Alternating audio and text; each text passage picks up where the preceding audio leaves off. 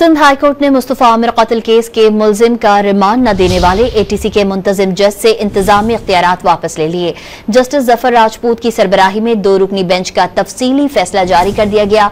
कायम मुकाम prosecutor general Sindh Muntazir Mehdi ने बताया कि 2 रुकनी बेंच ने रिकॉर्ड टेम्परिंग के इल्जामात के बाद एडमिनिस्ट्रेटर जज से इख्तियारात वापस लेने की सिफारिश की।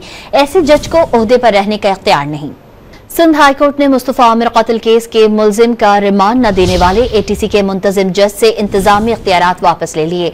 जस्टिस जफर राजपूत की सरबराही में 2 रुकनी बेंच का तफसीली फैसला जारी कर दिया गया।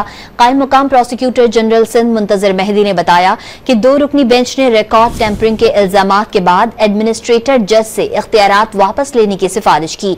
ऐसे जज को ओहदे पर रहने का इख्तियार नहीं।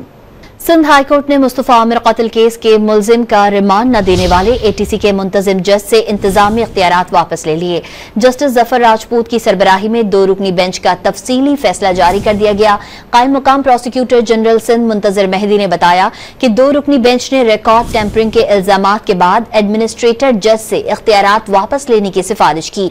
ऐसे जज को ओहदे पर रहने का इख्तियार नहीं।